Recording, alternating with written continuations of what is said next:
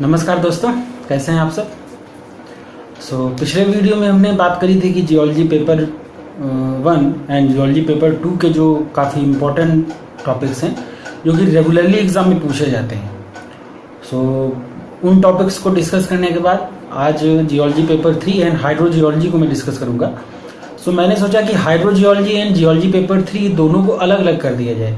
हो सकता है आप में से कुछ कैंडिडेट्स ऐसे हों या कुछ अभ्यर्थी ऐसे हों जो केवल इकोनॉमिक वाला पेपर दे रहे हो, मीन्स पेपर 3 दे रहे हो, या some of the you can be of hydrogeology only, कि केवल आप हाइड्रोजियोलॉजी का एग्ज़ाम अटेंड कर रहे हो। इस वजह से मैंने दोनों वीडियोस को डिफरेंट अलग अलग कर दिया, जिससे ये हो कि अगर कोई जियोलॉजी पेपर 3 देखना चाह रहा है तो उसको 3rd ही देखना हो, वो फिर हाइड्रो ना देखे, या अगर आप हाइड्रो देना चाह रहे हो तो आप जियोलॉजी पेपर 3 मत देखना। पहले हम पेपर 3 की बात करेंगे।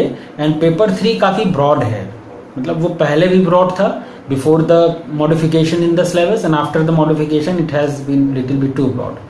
पहले काफ़ी ज़्यादा इसमें कई सारी चीज़ें थी जो पहले थी लेकिन अब हटा दी गई हैं, but on the same condition कुछ और भी टॉपिक्स हैं जो ऐड कर दिए गए हैं आपके सिलेबस में। उस पर्सपेक्टिव में जो सबसे इम्पोर्टेंट टॉपिक मुझे लगा इस जियोलॉजी पेपर 3 में, फर्स्ट यूनिट जो है आपकी, उसमें आपका पहला जो सबसे इम्पोर्टेंट टॉपिक है इस यूनिट का वो है magmatic and pegmatitic deposits. Means जो डिपॉजिट्स हैं वो पहले भी थे एंड दे आर सेम, वो अभी भी वैसे ही है।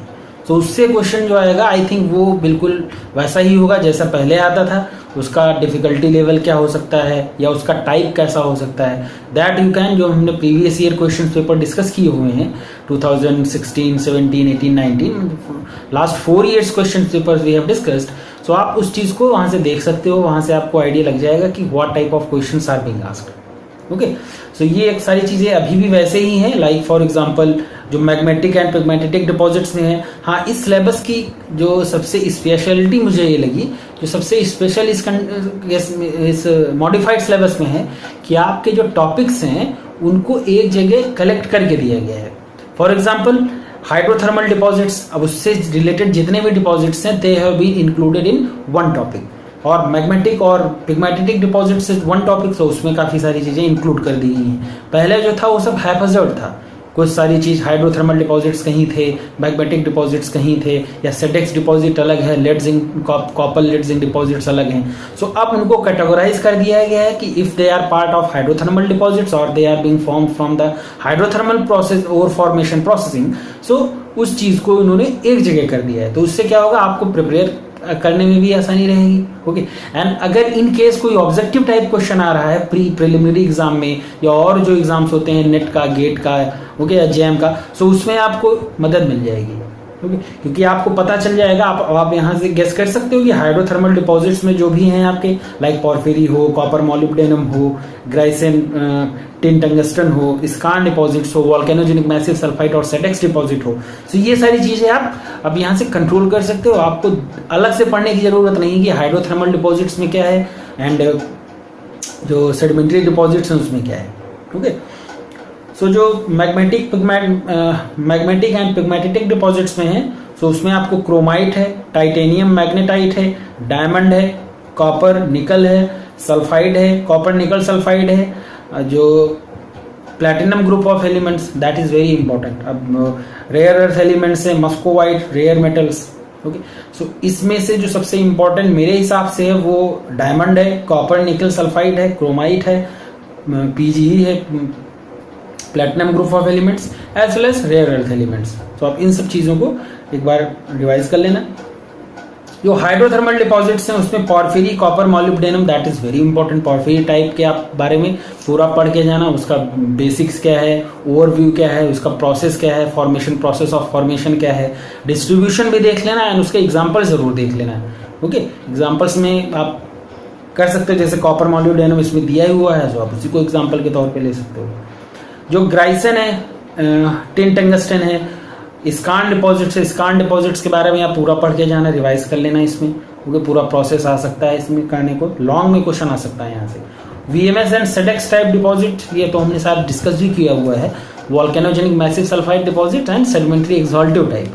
सो उन दोनों को अलग अलग भी आ सकता है, दोनों का कंपैरिजन भी आ सकता है, क्योंकि दोनों के फॉर्मेशन में जो है थोड़ी सिमिलैरिटीज हैं, that's why there are differences.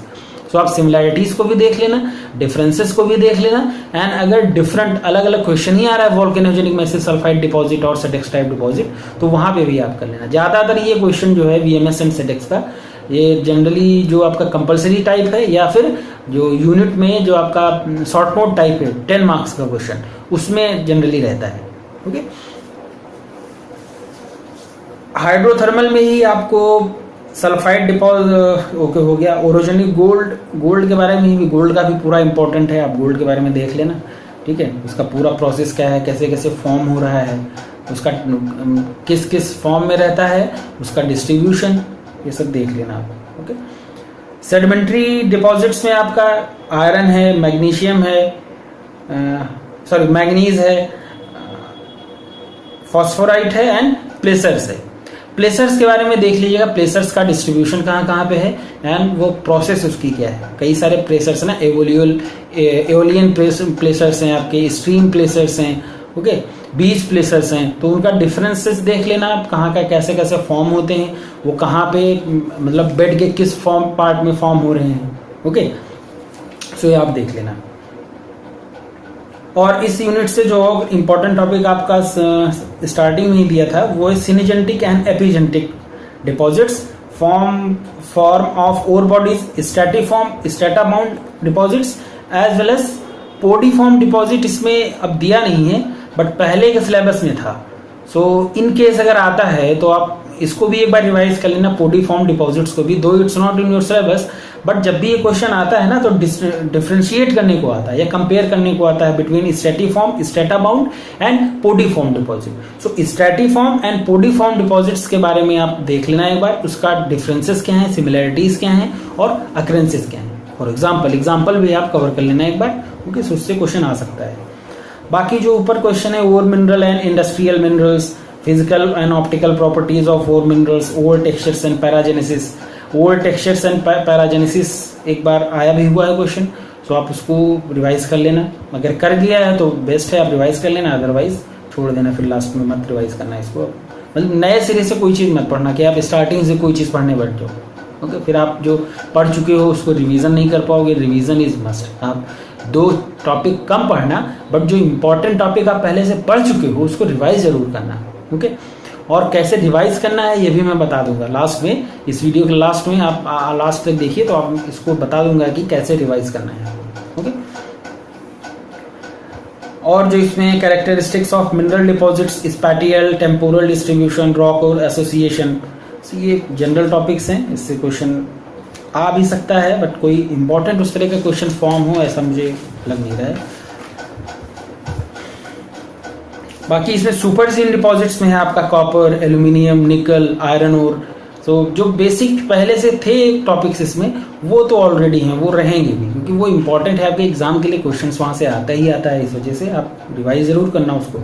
Metamorphic and metamorphose deposits, उसमें आपका ग्रेफाइट है and manganese, Mn and graphite, okay.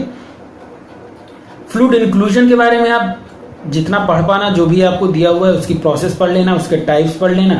Fluid inclusion in ore mineral assemblages, physical and chemical properties, उनकी फिजिकल और केमिकल प्रॉपर्टीज प्लस उसका significance उसका बहुत ज्यादा है। जो माइक्रो थर्मोमीट्री है ना, उसमें जो रॉक्स का है या मिनरल्स का है, क्योंकि वो फ्लूइड इंक्लूड रहते हैं, वो फ्रॉम द वेरी बेसिक, जब वो जनरेशन होता है मैग्मा का, या जो मैग्मा का जनरेशन होता है उसी टाइम पे वो इंट्रैक्ट होते हैं। सो इस वजह से उनकी सिग्निफिकेंस ज़्यादा है, क्योंकि वो all over through the journey from the melt और फ्रॉम द मैग्मा से लेकर के all over to the surface के आखिरी तक वो रहते हैं। इस वजह से उसका जो सिग्निफिकेंस है वो ज़्यादा है, okay, because of their long journey from the magma towards the surface. So इस वजह से उसका सिग्निफिकेंस ज़्यादा है। बाकी इसमें जो दिया हुआ है ओर मिनरल असेंबलीज में आपका physical and chemical properties, so physical और केमिकल प्रॉपर्टीज देख लेना, उसका टाइप देख लेना। आई थिंक 3 और 4 टाइप्स ऑफ और फ्लूइड इंक्लूजन्स आर देयर, उसमें देख लेना आप, ओके। उसमें लिक्विड का भी है, गैस का भी है, सॉलिड का भी है, सॉलिड लिक्विड गैस लिक्विड, इस तरह से इसमें कॉम्बिनेशन है कुछ, तो उस कॉम्बिनेशंस को आप रिवाइज कर लेना। ओके, स्टेबल आइसोटोप्स हैं। स्टेबल आइसोटोप्स आपको 2-3 जगह मिलेगा। स्टेबल आइसोटोप्स फॉर एग्जांपल आपको जियोकेमिस्ट्री में जियोलॉजी पेपर 2 में मिलेगा, पेपर 3 में भी है stable isotopes of carbon, sulphur, oxygen, hydrogen. Okay, और जो आपका हाइड्रोजियोलॉजी की यूनिट अभी मैं डिस्कस करूंगा सेक्शन, उसमें भी है। ओके, सो आप एक बार पढ़ना, इसका कॉन्सेप्चुअल पार्ट पढ़ लेना कि उसमें जो स्टैंडर्ड मीन ओशियनिक टेम्परेचर या जो स्टैंडर्ड है उसका, ओके, सो वो आप देख लेना, जैसे इस्मो है या बेलेमनाइट्स हैं या और भी जो आपके पीडी बेलेमनाइट्स करके आई थिंक ऐसे ही है सल्फर में। सो आप उस तरह की जो स्टैंडर्ड है उसका ना, जहाँ से जिसको स्टैंडर्ड लेके और वैल्यूज कैलकुलेट करी जाती हैं आइसोटोप्स की, सो वो आप जरूर देख लेना। ओके, फार्मूला आप जरूर डिराइव करने को आया तो करिए, अदरवाइज आप फार्मूला लिख दीजिएगा। ओके, एंड ग्लोबल टेक्टोनिक्स, ठीक है, global tectonics and mineralisation. Global tectonics means जो मिनरल्स हैं आपके वो किस किस कंडीशंस में हैं, कहाँ कहाँ पे हैं, प्लस उसका टेक्टोनिक पार्ट आप देख लीजिएगा कि डाइवर्जेंट, कन्वर्जेंट या स्ट्राइक स्लिप, मतलब किस कंडीशन में वो फॉर्म हो रहे हैं। ओके, तो ये फर्स्ट जो यूनिट है आपकी उसमें से है। इसमें फर्स्ट यूनिट में ये पूरा पेपर ही ना काफ़ी लेंदी है, सो अगर आप पहले से पढ़ के नहीं जाओगे प्लस आप रिवाइज करके अगर नहीं जाओगे, पहले क्या होता था कि जो जियोलॉजी पेपर 3 होता था वो सेकंड हाफ में रहता था। ओके, फर्स्ट पहले दिन English, then geology paper 1, second day geology paper 2 and geology paper 3। So आपको फर्स्ट और सेकंड पेपर के बीच में जो 2 आवर्स का गैप मिलता था उसमें कई सारी चीज़ें आप रिवाइज कर सकते थे। फॉर एग्जांपल जिन चीज़ के बारे में आप श्योर हो, फॉर एग्जांपल जो डिस्ट्रीब्यूशन है वो चाहे कोल का हो, पेट्रोलियम का हो, यूरेनियम डिपॉजिट्स का हो या और भी जो metallic and non metallic deposits हैं, सो उससे क्वेश्चन तो 101% था कि 1, 2, 3 क्वेश्चन तो वहाँ से आने ही आने हैं। सो आपको वो चीज़ तो रिवाइज ही करनी है। जो फैक्चुअल पार्ट है या जो कॉन्सेप्चुअल पार्ट है वो आप तो रिवाइज करके जाओगे, बट वो जो 2 आवर का टाइम था उसमें आप कई सारी चीज़ें रिवाइज करते थे, क्योंकि अभी आपको आधे 1 घंटे बाद डायरेक्ट आपको एग्जाम में बैठना है। सो आप जितना उस टाइम में रिवाइज कर लोगे उसमें से काफ़ी सारी चीज़ें आपको एग्जाम में मिलेंगी भी अभी पेपर में। सो उस वजह से रिवीजन बहुत मस्ट था। बट अब चूंकि वो फर्स्ट मीटिंग में होगा पेपर आपका, सेकेंड डे फर्स्ट मीटिंग में होगा पेपर, सो इस वजह से आप रात में ही जितना कर पाओगे उतना आप कर लेना। बाकी मैं बताऊंगा लास्ट में, आप देखना लास्ट में बता दूंगा कौन कौन सी चीज़ें एंड कैसे कैसे आपको रिवीजन करना है। ओके, जो सेकेंड सेक्शन है इसका वो Indian mineral deposits and mineral economics. So इसमें मेन जो आपका एम्फोसिस रहेगा वो distribution as well as the occurrence पे है। तो डिस्ट्रीब्यूशन एंड अकरेंस की यूनिट पहले जो आपका 2019 का सिलेबस था वहां पे फर्स्ट यूनिट में हुआ करता था, बट अब ये सेकेंड यूनिट में आ गया है। तो distribution of mineral deposits in Indian shield, geological characteristics of important industrial mineral and ore deposits in India. Okay, अब इसमें कौन कौन से हैं? Chromite, diamond, muscovite, copper lead zinc, tin tungsten, gold, iron, manganese, okay, and bauxite. तो ये जो इतने दिए हुए हैं इसमें से ऑब्वियसली आपको सारे कवर करने पड़ेंगे। यही मैं कह रहा हूँ कि रिवीजन आपका बहुत इंपॉर्टेंट रहेगा, आप कितना रिवाइज करके जाते हो, क्योंकि इसमें से क्वेश्चन 110% आना ही आना है। ओके, ये यूनिट छूट नहीं सकती आपकी। एंड बस ये है कि आप लास्ट ईयर का देख लेना, लास्ट ईयर क्या आया हुआ है। आप हो सके आप तो पूरा रिवाइज करके जाना। इन केस अगर आप पूरा रिवाइज नहीं कर पा रहे हो तो लास्ट ईयर जो आया हुआ है ना उसको आप थोड़ा कम रिवाइज करके जाना, बाकी सारी चीज़ें तो आपको कवर करनी है पड़ेगी। जनरली इसमें से 2 क्वेश्चन आते हैं, एक यूनिट में आता है फुल यूनिट में, एंड एक क्वेश्चन जो है वो कंपलसरी में आ जाता है कि कोई पर्टिकुलर मान लो उसने बेल्ट दे दी, या जैसे ईस्ट कोस्ट बॉक्साइट डिपॉजिट दे दिया, या धारवाड़ या जो कर्नाटका का आयरन ओर है उसके बारे में दे दिया, या क्रोमाइट का। मीन्स इसमें से जो भी हैं उसमें से किसी का भी जो इंपॉर्टेंट वंस हैं उसका डिस्ट्रीब्यूशन या अकरेंस कुछ वैसा टाइप से आपका पूछा जा सकता है, ग्रेड पूछा जा सकता है। तो इसमें डायमंड का हम लोग lead zinc, copper lead zinc का डिस्कस कर चुके हैं जब आप उसमें जाइए, प्लेलिस्ट में जाइए जियोलॉजी पेपर 3 में, तो वहाँ पे आपको मिल जाएगा। आयरन का हम लोग डिस्कस कर चुके हैं, मैग्नीज का डिस्कस कर चुके हैं। ओके, एंड सेकेंड जो इसका टॉपिक है वो मिनरल्स यूज्ड इन रिफ्रैक्टरीज। अब डिफरेंट इंडस्ट्रीज में जो मिनरल्स का यूटिलाइजेशन है वहाँ से भी क्वेश्चन आता है। उसमें अब बेसिक पार्ट ही आपको रिवाइज करना है कि इसमें कौन कौन से मिनरल, मान लीजिए फॉर एग्जांपल रिफ्रैक्टरीज में है, तो रिफ्रैक्टरीज में जो भी मिनरल्स हैं लाइक एंडोलसाइट है, कायनाइट है, सिलिमेनाइट है या ग्रेफाइट है, तो इस तरह से जो भी मिनरल हैं उसको आप देख लीजिएगा, जो प्रॉपर्टीज हैं उनकी वो देख लीजिएगा। ओके, फर्टिलाइजर है, सिरेमिक इंडस्ट्री है, सीमेंट इंडस्ट्री है, ग्लास इंडस्ट्री है, पेंट इंडस्ट्री है। ओके, तो ये आप रिवाइज करना। Minerals used as abrasives, fillers, ये भी है। बॉक्साइट बिल्डिंग स्टोन है। Building stones means what are the types of building stones and how they are utilised. उसमें कई सारे प्रोसेस भी हैं कि कैसे कैसे उनको प्रोसेसिंग करी जाती है before utilising in a particular building. तो बिल्डिंग स्टोन्स के बारे में आप पढ़ लीजिएगा एक बार। एंड जो इसका सेकेंड पार्ट है, मतलब मीन्स जो इसमें आप इस यूनिट को ना दो पार्ट में डिवाइड कर सकते हो। जैसे इंडियन मिनरल डिपॉजिट्स एक पार्ट हो गया एंड जो मिनरल इकोनॉमिक्स है वो सेकेंड पार्ट है। सो चूंकि दो क्वेश्चन बनेंगे यूनिट से, तो एक क्वेश्चन आपका मिनरल इकोनॉमिक्स से रहेगा एंड एक क्वेश्चन जो है वो इंडियन मिनरल डिपॉजिट से हो सकता है। सो इंडियन मिनरल डिपॉजिट से क्वेश्चन तो डिस्कस हो गया, मिनरल इकोनॉमिक्स का भी आप देख लीजिएगा। इसमें आपको फोकस क्या रखना है, strategic, critical and essential minerals. इसमें से रेगुलरली क्वेश्चन आता ही आता है, अल्टरनेट ईयर्स तो मस्ट है आना। सो आप डेफिनेशन देख लेना, एग्जाम्पल जरूर देख लेना। ओके, कि कौन सा क्रिटिकल मिनरल है, कौन सा स्ट्रैटेजिक है, कौन सा इसेंशियल मिनरल्स है। ओके, एंड जो इसमें और इम्पोर्टेंट आपको फोकस करना है वो है national mineral policy, mineral consumption rules. ये दो टॉपिक ऐसे हैं ना जो एक्चुअली थर्ड पेपर का कॉन्सेप्ट ये है कि इसमें कई सारे टॉपिक्स ऐसे हैं जो थ्योरेटिकल टाइप है, ऐसे टाइप है। ओके, इसमें आप बहुत ज़्यादा क्रिएटिविटी दिखा नहीं सकते क्योंकि वो थ्योरेटिकल, पर्टिकुलर थ्योरेटिकल टाइप है। सो अगर आप जो मिनरल इकोनॉमी, जो इंडियन मिनरल डिपॉजिट्स हैं वहाँ से क्वेश्चन कर पाने की कंडीशन में हो तो प्रेफर करना आप उस कंडीशन से, वहाँ से करना, क्योंकि ये जो सेकंड पार्ट है ना इसका मिनरल इकोनॉमिक्स का है, that is little bit theoretical, means ऐसे टाइप का है, इसमें क्वेश्चन ऐसे ही आता है। हाँ, थोड़ा सा इसमें है जो marine mineral resources and laws of the सी।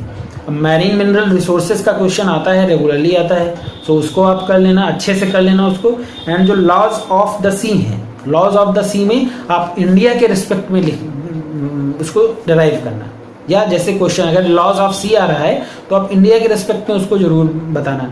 और बेटर रहेगा कि आप डायग्राम ड्रॉ कर देना, मैप ड्रॉ करना। मैप अगर आप फुल मैप ड्रॉ नहीं कर पा रहे हो तो आप जो कोस्टल पार्ट है, जो इंडिया का कोस्टल पार्ट है वो आप ड्रॉ कर देना। फिर उसमें 200 नॉटिकल माइल्स का जो है या एक्सक्लूसिव इकोनॉमिक जोन EEZ है तो उसको आप शो कर देना, प्लस उसके बारे में एक दो पैराग्राफ लिख देना एज पर द रिक्वायरमेंट, या क्वेश्चन जैसे आ रहा है उस हिसाब से आप डिलीवर करना। बस ये है कि डायग्राम जरूर ड्रॉ करना। एक्सक्लूसिव इकोनॉमिक जोन जो EEZ 200 नॉटिकल माइल्स तक का है वो आप दिखा देना मैप में उसको। ओके, तो ये आप कर लेना। सो इस यूनिट से आपको दोनों क्वेश्चन मिलेंगे, और इकोनॉमिक्स वाला क्वेश्चन पहले ही बताया कि ज़्यादा प्रेफर मत करना, डिपॉजिट्स वाला अगर हो पाए तो डिपॉजिट्स वाला करना। इन केस अगर आपके पास चॉइस नहीं है कि आप कोई चीज़ रिवाइज करके नहीं जा पाए हो डिपॉजिट से, तो आप इकोनॉमिक्स वाला करना क्वेश्चन। देन मिनरल एक्सप्लोरेशन वाली यूनिट है, इस यूनिट में भी बहुत सारी चीज़ें हैं। मीन्स इस पेपर का कॉन्सेप्ट यही है कि आप कई सारी चीज़ें पढ़नी पड़ेंगी। बाकी जो मान लीजिए जियोलॉजी पेपर 1 है या पेपर 2 है तो उसमें आपको कम बुक से कंसल्ट करना पड़ेगा। आप मान लीजिए इग्नियस पेट्रोलॉजी है तो आप एक या दो बुक्स को पढ़ लोगे, आपको काफ़ी सारी चीज़ें मिल जाएंगी। जैसे मेटामॉर्फिक पेट्रोलॉजी है, आप एक दो बुक पढ़ लोगे, हो जाएगा बस। बट इस यूनिट में क्या है, आपको कई सारी बुक से कंसल्ट करना पड़ेगा। अगर आप पहले से प्रिपेयर कर रहे होगे तो आप इस बात से अवेयर होगे कि बहुत सारी चीज़ें इसमें हैं, एंड उसको कॉन्सेप्चुअल पार्ट को कवर करना, नोट्स प्रिपेयर करना। इस पेपर में अगर आपने नोट्स ढंग से प्रिपेयर नहीं किए तो आप 101% मान के जाइए कि आप पढ़ के चाहे जितना गए हो, नोट्स प्रिपेयर नहीं है, रिवीजन आपने नहीं किया हुआ है, तो आप पेपर छोड़ के आओगे। ओके, अब क्वेश्चन डायरेक्ट ही आएगा। मान लीजिए जनरल क्वेश्चन आ रहा है कि distribution of iron ore in Indian shield, तो आप अगर रिवाइज करके नहीं गए हो तो आप नहीं कर पाओगे, कई बहुत सारा हॉच पॉच हो जाएगा, क्योंकि बहुत सारे डिपॉजिट्स हैं ना इसमें। कई सारे आपके जो इंडस्ट्रीज वाले हैं, रिफ्रैक्टरी, फर्टिलाइजर है, बिल्डिंग स्टोन है, या जो जनरली जो मेटेलिक और नॉन मेटेलिक डिपॉजिट्स हैं, तो उसमें बहुत सारी चीज़ें आप कवर करके जाओगे, रिवाइज करके पहले से पढ़ के रखे होगे। रिवीजन नहीं करोगे तो वो चीज़ हो नहीं पाएगी लास्ट में आपको। ओके, सो रिवीजन बहुत इंपॉर्टेंट है, ठीक ना। सो मिनरल एक्सप्लोरेशन वाली जो यूनिट में है उसमें बहुत सारी चीज़ें हैं, काफ़ी सारी चीज़ें आती भी हैं, बहुत सारी चीज़ें इंपॉर्टेंट हैं इसमें। सो इसमें बहुत सारा कुछ डिस्कस करने वाला है नहीं, क्योंकि सारा कुछ तो आता ही है इसमें, मैं क्या छोड़ दूँ। ओके, सो सबसे पहले ही जो है stages of exploration. So stages of exploration में प्रिलिमिनरी है, रिकनाइसेंस है, फिर रीजनल है, फिर डिटेल्ड है। सो उसका स्कोप, ऑब्जेक्टिव, मेथड्स, कौन कौन से मेथड्स हैं, कौन कौन सी स्केल यूज़ की जाती है, या और कौन कौन से हैं, रिमोट सेंसिंग का क्या यूज़ है इसमें। सो वो आप टेबल अगर ड्रॉ कर पा रहे हो, अगर आप एफिशिएंटली पहले से करके रखे हुए हो, देन आप टेबल ड्रॉ कर देना। ओके, अदरवाइज फिर आप पैराग्राफ या बुलेट्स में लिखने की कोशिश करना, सॉरी पैराग्राफ नहीं, बुलेट्स या पॉइंट्स में आप इसको डिलीवर करने की कोशिश करना। ओके, बाकी जो इसमें हाँ, रीजनल एंड डिटेल्ड एक्सप्लोरेशन में ध्यान रखना, जो आपका तीन स्टेप्स हैं। एक तो है रिकनाइसेंस है, रीजनल है, प्लस डिटेल्ड एक्सप्लोरेशन है। तो डिटेल्ड, रीजनल एंड रिकनाइसेंस में आप जो आप स्केल यूज करते हो, तो स्केल का आप जरूर ध्यान रखना कि स्केल कौन सी है, प्लस उस कंडीशन में, या रीजनल में है, या डिटेल में है, या रिकनाइसेंस में है, सो कौन कौन से स्टेप्स हैं जो फॉलो किए जाते हैं उससे आपका एक जो आंसर है वो अच्छा हो जाएगा। अगर आप हर जगह, तीनों जगह एक ही स्केल को मेंशन करोगे तो वो फिर अच्छा नहीं लगेगा, वो एक ही जगह एक ही स्केल दिखेगी। So as per the requirement, कि जैसे जैसे आप डिटेल की तरफ बढ़ते जाओगे, आपकी जो स्केल है वो और बढ़ती चली जाएगी। ओके, मीन्स आपको इस स्केल को और डेंस करना पड़ेगा, क्योंकि आपको ज़्यादा फोकस करना पड़ेगा डिटेल एक्सप्लोरेशन में। ओके, देन आपका geological, geochemical and geobotanical methods हैं। अब वो सर्वेइंग के geological, geochemical, geobotanical, so geochemical and geobotanical काफ़ी इंपॉर्टेंट है, उसमें आप देख लेना। अब उसमें भी स्पेसिफाई कर दिया गया है कि litho, bio and soil geochemical surveys. अब रॉक्स का जो जियोकेमिकल सर्वे है, ओके, जो ऑर्गेनिजम्स हैं, बायो मीन्स ऑर्गेनिजम्स या फॉसिल्स फ्यूल हैं, तो उनका क्या होगा। एंड जो सॉइल जियोकेमिकल सर्वे है, सॉइल को ही पीडोलॉजिकल सर्वे भी क्या कहा जा सकता है, पीडो जियोकेमिकल। ओके, पीडो मीन्स जो पेडोलॉजी का, सॉइल जियोकेमिकल सर्वेस को ही आप पीडो जियोकेमिकल सर्वे कह सकते हो। Okay, and mobility, dispersion of elements, geochemical anomalies. Geochemical anomalies को देख लेना। डिस्पर्शन का टॉपिक पहले हुआ करता था, जियोकेमिकल डिस्पर्शन, वो अब हट गया है सिलेबस से। सो जियोकेमिकल एनोमलीज का आप टॉपिक ये कवर कर लेना, ठीक। Ore control, guides, pitting, trenching, drilling, ये तीनों चीज़ आप देख लेना। ओके, पिटिंग क्या है, ड्रिलिंग क्या है, ट्रेंचिंग क्या है, and how it is being performed, क्योंकि इसका सिग्निफिकेंस बहुत ज़्यादा है। आप जब भी जाओगे फील्ड में, आपको ये सारी चीज़ें करनी ही रहती हैं, तो उसका फील्ड एप्लीकेशन देख लीजिएगा। जो कॉन्सेप्चुअल पार्ट है, मेथड्स, मेथोडोलॉजी है, वो आप रिवाइज कर लेना। सैम्पलिंग, असेइंग, ओर रिजर्व। सैम्पलिंग कैसे की जाती है, असेइंग क्या है, ओर रिजर्व एस्टिमेशन। ओर रिजर्व एस्टिमेशन में जो शर्मा एंड सिन्हा वाली बुक का मैंने जो बताया था, मैंने इसके बारे में दो या तीन वीडियो डिस्कस किए थे। तो जो लास्ट वाला, जो सबसे आखिरी में मैंने वीडियो डिस्कस किया था ना, जिसमें फॉर्मूला आपको बताया था, ओके, तो वो जिसमें area included, area excluded, triangular plot है, पॉलीगोनल मेथड है, सो वो वाला आप करके जाना, क्योंकि वो जनरली ज़्यादातर पूछा जाता है। ओके, उससे कभी कभी न्यूमेरिकल भी आ जाता है, सो आप वो वाला वीडियो ज़रूर देख के जाना। ओके, अगर आपको वो वीडियो नहीं मिल रहा होगा तो आप बताना, कमेंट बॉक्स में कमेंट कर देना, मैं आपको लिंक दे दूंगा उसका, ठीक। कैटेगराइजेशन ऑफ ओर रिजर्व, ये बहुत इंपॉर्टेंट है। Categorisation of ore reserve means आपने देखा होगा एक टेबल बनी हुई है, टेबल आपने देखी होगी जिसमें proved, probable, okay, and unrecognised, इस तरह से हैं उसमें टेबल्स बनी हुई, उसमें आपको बताना होगा classified, unclassified, economic, non economic, so उस तरह की एक टेबल है, उस टेबल को आपको इसमें ड्रॉ करनी रहेगी अगर ये क्वेश्चन आता है तो। जियो फिजिकल मेथड्स, ग्राउंड एयरबॉर्न सर्वे, ये भी है, आप थोड़ा सा थ्योरेटिकल है, आप कर लेना इसको, बट जो magnetic, gravity, electrical and psychic methods of exploration, ये बहुत इंपॉर्टेंट है। अगर मैं इसमें से 3 टॉपिक्स को कवर करूं तो आपका जो स्टेजेस ऑफ एक्सप्लोरेशन है, रीजनल, प्रिलिमिनरी और रिकनाइसेंस, वो वाला टॉपिक, और जो सर्वेइंग वाला पार्ट है, geochemical, geobotanical, geochemical survey, and जो sampling as well as the methods, means gravity, seismic, magnetic, electrical, so ये मेथड्स आप जरूर कवर करें। ये 3-4 टॉपिक हैं जो इसमें बहुत पेट हैं एंड रेगुलरली आते ही आते हैं, इसको आप छोड़ नहीं सकते। ओके, जो फ्यूल जियोलॉजी वाला चैप्टर है, इसमें 3 चीज़ें हैं एक्चुअली। फ्यूल जियोलॉजी में आपका कोल पेट्रोलॉजी है, पेट्रोलियम जियोलॉजी है, as well as engineering geology है। सो तीनों को मिक्स करके एक यूनिट बनाई गई है। तो आप ये समझिएगा, तीनों से आपको क्वेश्चन मिलेगा, कोल से भी, पेट्रोलियम से भी एंड इंजीनियरिंग से भी। ओके, सो आप डिस्कस कर देता हूँ कि क्या क्या चीज़ें आप करके जाना। कोल एंड इट्स प्रॉपर्टीज काफ़ी बेसिक है, आपने किया होगा।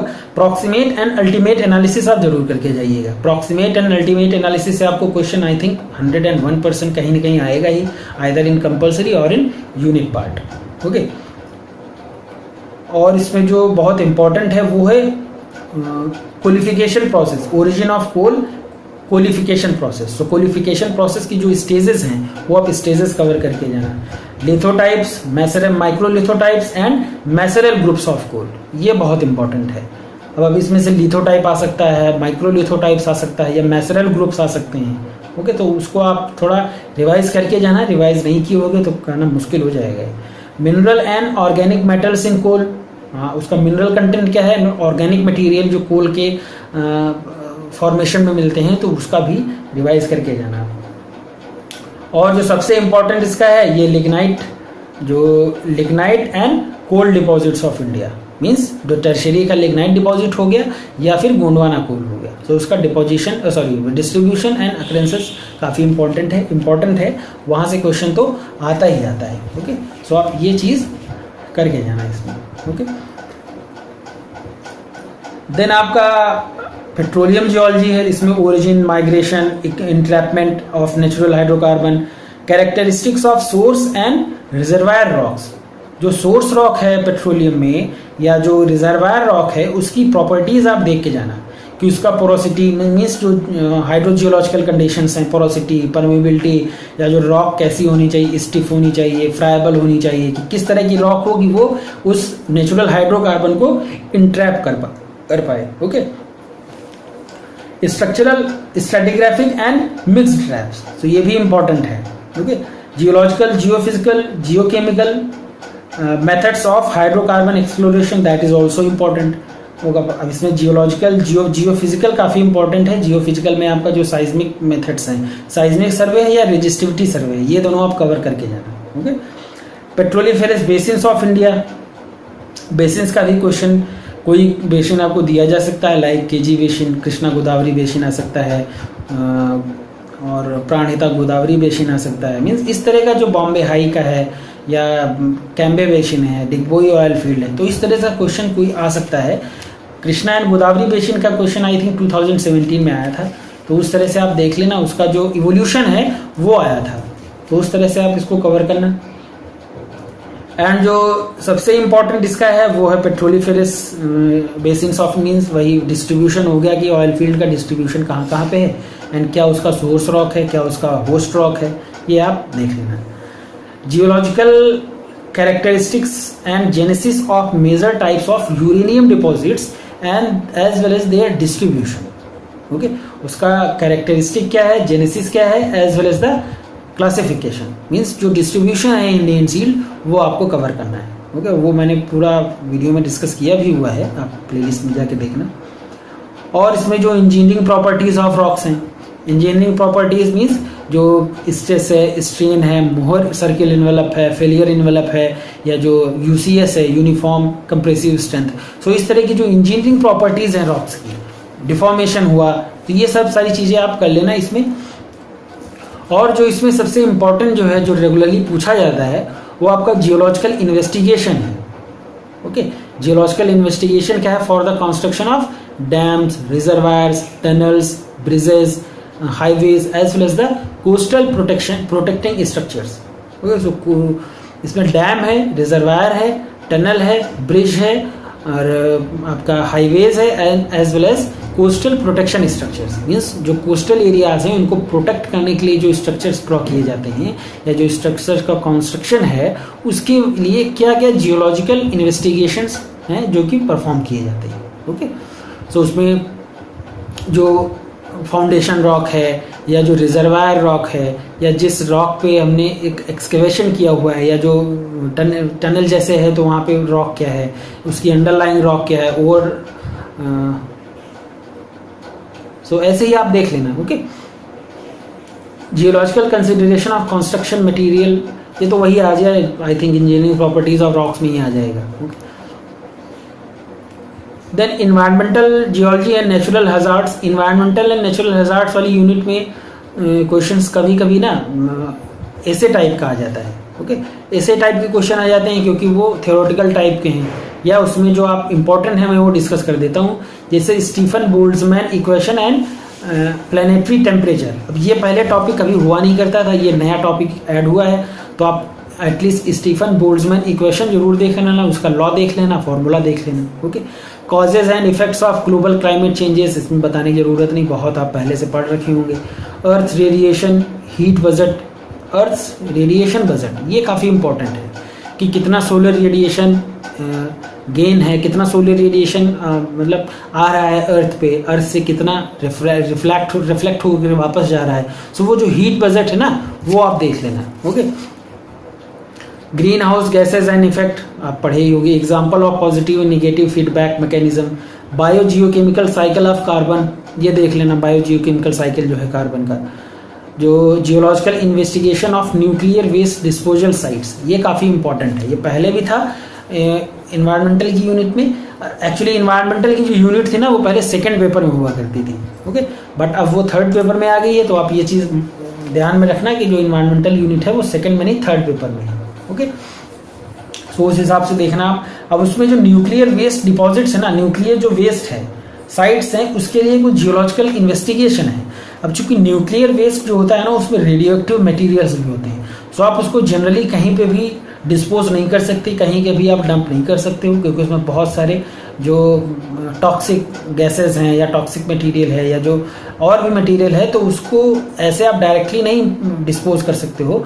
उसके लिए कुछ प्रोसेसेस हैं। फॉर एग्जांपल जो इंसिनरेशन प्रोसेस है, इंसिनरेशन प्रोसेस में क्या होता है कि उस वेस्ट मटेरियल को एक हाई टेम्परेचर पे हीट किया जाता है। हाई टेम्परेचर पे हीट करने के बाद उसको लिक्विड फॉर्म में कन्वर्ट करके देन डिस्पोज किया जाता है। ओके, सो लिक्विड फॉर्म में जब इसको हीट किया जाता है, हीट करने के टाइम पे भी काफ़ी सारे उसमें मटेरियल हैं, वो डिकम्पोज हो जाते हैं, या वो कैसे भी इवेपोरेट हो जाते हैं, या कुछ भी हो, जो भी प्रोसेस है उसकी। सो आप उस प्रोसेस को देख लेना, इंसिनरेशन प्रोसेस को, एंड इस तरह की और भी प्रोसेसेस हैं। ओके, सो ये आप देख लेना इसको। Migration, sorry, marginal marine environments, estuarine, estuaries, mangroves and lagoons. अब ये नया टॉपिक आया हुआ है, इससे पहले टॉपिक नहीं हुआ करता था कि मार्जिनल मैरीन इन्वायरमेंट में आपका एस्चुरीज है, मैंग्रोव्स हैं, या लैगून्स हैं। सो देख लेना, पता नहीं इससे कैसा क्वेश्चन आएगा, थ्योरेटिकल टाइप आएगा, इजी टाइप आएगा, सो गेस नहीं कर सकते इसको। ओजोन होल डिप्लीशन है, ओशन से ओशन एसिडिफिकेशन है, कोरल ब्लीचिंग है, मेलंकोविक साइकिल है, सी लेवल राइज है, eutrophication as well as the acid rains. तो ये सारी चीज़ें आप देख लेना। अब इसमें जो इंपॉर्टेंट है यूनिट, ये जो टॉपिक है ना इंपॉर्टेंट है आपका। ओजोन होल डिप्लीशन है, क्यों हो रहा है, कैसे हो रहा है, क्या फैक्टर्स है। ओशन एसिडिफिकेशन है कि ओशंस का जो एसिडिफिकेशन हो रहा है उसके पीछे क्या रीजंस हैं, क्या कॉजेज हैं उसके, क्या उसको प्रिकॉशनरी मेजर्स लिए जा सकते हैं। सो इस तरह से है आपका। कोरल ब्लीचिंग आप देख लेना, मेलंकोविक साइकिल जरूर देख लेना। ओके, मेलंकोविक साइकिल इंपॉर्टेंट है, पहले नहीं था सिलेबस, अब है, तो क्वेश्चन आ सकता है इससे। सी लेवल राइज क्यों हो रहा है, व्हाट आर द कंडीशंस, उसमें ग्लोबल वार्मिंग का है, ग्रीन हाउस इफेक्ट है, तो वो आप कवर करना है। Eutrophication as well as the acid rain. So ये बेसिक है और बहुत कॉन्सेप्चुअल है, इसमें पहले से आप पढ़ रखे होंगे, सो आप रिवाइज कर लेना एक बार उसको। एनवायरमेंटल इम्पैक्ट्स ऑफ अर्बनाइजेशन, जो अर्बनाइजेशन हो रहा है उसका एनवायरमेंटल इम्पैक्ट क्या है, माइनिंग का इन्वायरमेंटल इम्पैक्ट क्या है, एंड हाइड्रो पावर प्रोजेक्ट्स का इम्पैक्ट क्या है। तो इम्पैक्ट उसका नेगेटिव है, ऑब्वियसली पॉजिटिव कम है, नेगेटिव ज़्यादा है, तो आप उस चीज़ को ऐसे टाइप में ही आएगा, अगर क्वेश्चन आएगा इससे तो आप इसको कवर करेंगे। ओके, देन इसमें वेस्ट, वाटर पोल्यूशन है, water logging as well as the soil erosion है। अब वाटर पोल्यूशन, वाटर लॉगिंग का टॉपिक आई थिंक हाइड्रो वाली यूनिट में होना चाहिए था, बट अगर क्वेश्चन आ रहा है तो आप कर देना। ओके, रिवाइज कर लेना एक बार। Himalayan glaciers causes and consequences of earthquakes, volcanoes, tsunamis, floods, landslides, coastal erosion, drought as well as the desertification. So ये नेचुरल हजार्ड्स वाली यूनिट है, एंड आप ये मान के चलिए इसमें से क्वेश्चन आएगा ही आएगा। ओके, यूनिट का जो फुल क्वेश्चन है उसमें 2 पार्ट है, तो एक पार्ट में आपका नेचुरल हजार्ड्स वाला पोर्शन आएगा, और उसमें नेचुरल हजार्ड्स में क्या क्या है, उसका causes as well as the sequences हैं अर्थक्वेक्स के, वॉल्केनोज के, सुनामीज के। या नेचुरल हजार्ड वाली जो यूनिट है वो काफ़ी कॉन्सेप्चुअल है, उसमें आप पहले से पढ़ भी रखे होगे, लेकिन आप रिवाइज जरूर कर लेना, क्वेश्चन यहाँ से आएगा ही आएगा। Okay, and application of remote sensing and GIS in environmental management. अब रिमोट सेंसिंग एंड जीआईएस का जो सिग्निफिकेंस है, जो इम्पोर्टेंस है, वो आप देख लेना, कई जगह पे भी है, वो हाइड्रोजियोलॉजी में भी है, इस जो इन्वायरमेंटल वाली यूनिट है वहाँ पे भी है, सो आप देख लेना, उसको रिवाइज कर लेना एक बार से। ओके, सो ये जियोलॉजी पेपर 3 की बात हुई, इसमें जो इम्पोर्टेंट टॉपिक्स थे वो हमने कवर कर लिए। अब लास्ट में ये डिस्कस करना है कि कैसे आपको रिवाइज करना है। अब रिवीजन के टाइम पे आप ये करिएगा कि अगर आपने पहले से जो नोट्स तैयार कर रखे हैं, सो उसमें आप मीन्स डिवाइड कर लेना उसको, कि जैसे आप अगर आपने क्रेटॉन वाइज नोट्स तैयार किया हुआ है, जो डिपॉजिट्स हैं आपके मिनरल जो डिपॉजिट्स हैं, उसमें अगर आपने क्रेटॉन वाइज जो नोट्स तैयार किया हुआ है, then it's very that will be very helpful, आपके लिए बहुत अच्छा रहेगा अगर आपने क्रेटॉन वाइज तैयार किया हुआ है। इन केस अगर आपने और किसी मेथड से तैयार किया हुआ है, सो आप उसमें ये देख लेना जो फोकस रहेगा आपका, फोकस कैसे होना चाहिए। अगर पर्टिकुलर क्वेश्चन में ये मेंशन किया हुआ है कि आपको केवल डिस्ट्रीब्यूशन ही देना है या अक्रेंस भी देनी है या उसका मोड ऑफ अक्रेंस है, तो वो सारी चीज़ें जैसे क्वेश्चन आ रहा है उस हिसाब से आप उसको लिखना। ओके, फॉर एग्जाम्पल अगर डिस्ट्रीब्यूशन आ रहा है तो डिस्ट्रीब्यूशन में आपका क्या ना, मैप ड्रॉ कर देना, एक छोटा सा मैप आप बना देना। ओके, अब मैप में पॉइंट्स ड्रॉ करना, पॉइंट डॉट्स के या किसी और पेन से पॉइंट लगा देना, उसके नाम आप नाम लिख देना। आप नाम में क्या है, जैसे आपका गोल्ड का क्लासिफिकेशन, गोल्ड का डिस्ट्रीब्यूशन आप लिख रहे हो तो उसमें कोलार गोल्ड फील्ड लिख देना, हटी गोल्ड फील्ड लिख देना। अब चूंकि आप फ्री हैंड मैप ड्रॉ कर रहे हो तो बिल्कुल प्रिसाइज लोकेशन नहीं, बट ऐसा ना हो कि आप कोलार गोल्ड फील्ड वेस्ट में है, आप उसको जो है ईस्ट में दिखा रहे हो, या ईस्ट में है तो वेस्ट में दिखा रहे हो, ऐसा नहीं, बट थोड़ा बहुत ऊपर नीचे चल जाएगा, दैट विल बी ओके। तो आप ये चीज़ कर लेना, मैप जरूर ड्रॉ करना, फिगर जरूर ड्रॉ करना, लिखना भले थोड़ा बहुत।